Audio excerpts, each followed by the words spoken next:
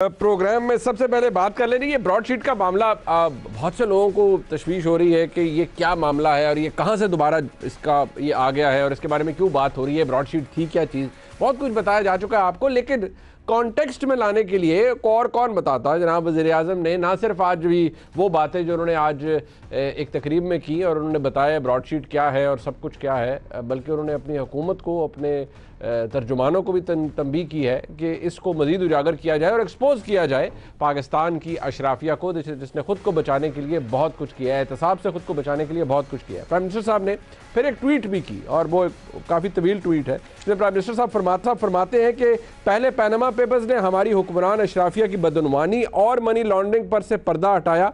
अब ब्रॉडशीट के इंकशाफात ने एक मरतबा फिर हमारी हुक्मरान अशराफिया की भारी भरकम करप्शन और मनी लॉन्ड्रिंग बेनकाब कर दी है। इन आलमी इंकशाफात पर यह अशराफिया खुद को इंतकाम कार्ड की ओर में नहीं छुपा सकती। यही नहीं कि अशराफिया कौम की दौलत पर हाथ साफ करती है, बल्कि NRO की वजह से इस दौलत को निकलवाने के लिए कौम के टैक्सों से खर्च किए जाने वाला पैसा भी ज़ाया जाता है। ये इंकशाफात तो महज एक झलक है। ब्रॉडशीट से हम अपनी इशराफिया की मनी लॉन्ड्रिंग और तहकीकात रुकवाने वालों के हवाले से मुकम्मल शफाफियत चाहते हैं। इन इंकशाफात में बार बार क्या सामने आ रहा है? हू बहू वही सब कुछ जो करप्शन के ख़िलाफ़ अपनी 24 साल जदोजहद के दौरान मैं कहता आया हूँ और जो पाकिस्तान की तरक्की के लिए सबसे बड़ा ख़तरा है। ये अशराफिया इक़्तिदार हासिल करती है और मुल्क को लूटती है। ये नाजायज़ तरीक़ों से जमा की गई दौलत को मुल्की इदारों की गिरफ्त से बचाने के लिए मनी लॉन्ड्रिंग के ज़रिए बैरून मुल्क मुंतकिल करती है। फिर ये NROs के हसूल के लिए अपनी सियासी असर व रसूख इस्तेमाल करते हैं। यूँ ये लूट मार से जमा की गई अपनी दौलत महफूज बनाते हैं और सबसे बड़ा नुकसान आवाम को पहुँचाते हैं। वज़ीर-ए-आज़म पाकिस्तान ने बातें की, कुछ बातें आज एक दूसरे के ख़िलाफ़ यानी हुकूमत और ख़ास तौर पर पाकिस्तान मुस्लिम लीग नून एक दूसरे के ख़िलाफ़ करती नज़र आई। मरियम औरंगज़ेब साहबा को आपने सुना, उन्होंने मुख्तलिफ बातें की, इल्ज़ामात भी लगाए। शहजाद अकबर साहब के बारे में भी बातें की। शहजाद अकबर साहब ने एक लीगल नोटिस भिजवा दिया है मरियम औरंगज़ेब साहबा को, जो कि उन्हें ट्विटर के ज़रिए भी यानी कि सोशल मीडिया के ज़रिए भी, व्हाट्सएप के ज़रिए भी गालिबन और बाय पोस्ट भी मौसूल हो जाएगा। शहजाद अकबर साहब ने उन्हें वक्त दिया है कि वो इस पर गैर मशरूत माफ़ी मांगे। अगर माफ़ी नहीं मांगी जाएगी तो फिर शहजाद अकबर साहब हक बजानिब होंगे इस नोटिस के मुताबिक कि वो उन्हें अदालत में ले जा सकें। मरियम औरंगज़ेब साहबा को ये साबित करना पड़ेगा।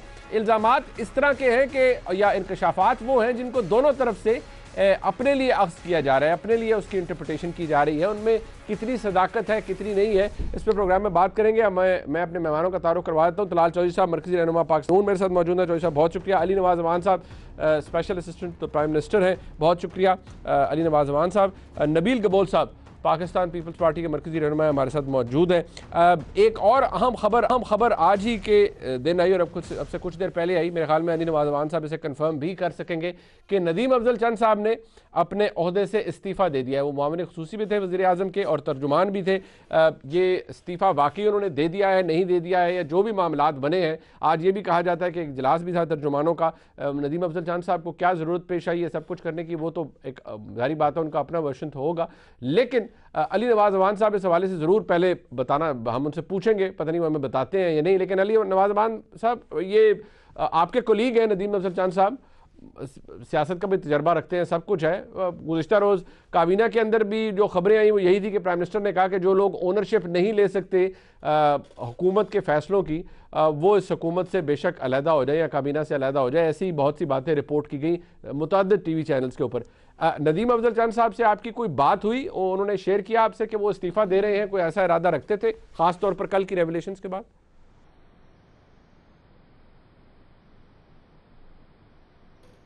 अली भाई, आपका ऑडियो वहाँ म्यूट है।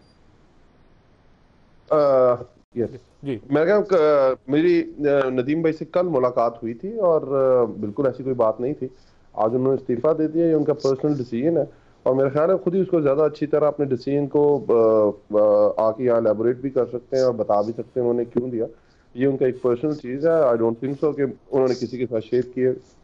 अच्छा, अली नवाज़ अमान साहब, ये जो प्राइम मिनिस्टर की तरफ से बात की गई थी कि हुकूमती मामलात की या हुकूमती फ़ैसलों की ओनरशिप की कुछ लोग जाके तनकीद करते हैं, how did it go down?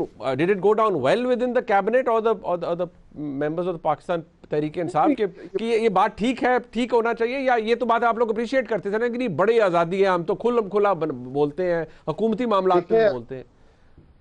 Sir ये देखिए, मैं बात कैबिनेट में जब डिसीजन होता है सबको ऑन बोर्ड किया जाता है। पाकिस्तान की तारीख में इतनी इफेक्टिव कैबिनेट आज से पहले आपने कभी नहीं देखी होगी।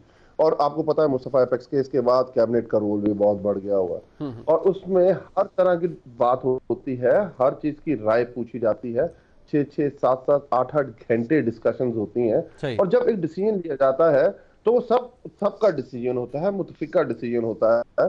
तो ये चीज हमेशा गलत तस्वर की जाती है कि आपका व्यू पॉइंट सुना गया, आपको लॉजिकल उसका जवाब मिला और अक्सरियत राय से उस चीज का फैसला किया गया और बाहर आके आप उस फैसले के अगेंस्ट या अपना मौकफ दोबारा दे दें। देखिए, बस फैसला कैबिनेट ने थ्रू कर दिया तो फिर आपका अपना कोई मौकफ नहीं रह गया, फिर तो आपका कैबिनेट का डिसीजन है, वो आप उसका जब हिस्सा है तो आपने उसको ओन करना है। और ये चीज बात हुई और इस चीज का रिपोर्ट भी हुई और ये तरीका भी है। हाँ, लेकिन वो बहुत से मामलात के ऊपर वो खैर आप भी, आपके कोलीग भी थे, आपका ताल्लुक भी है, वो नाकिद तो थे, लेकिन अब खबरें ये आ रही हैं कि ना सिर्फ उन्होंने अपनी पोजीशन से इस्तीफा दिया बल्कि तहरीक-ए-इंसाफ से ही इस्तीफा दे दिया है और पार्टी छोड़ दी है। ये बात सरप्राइजिंग है।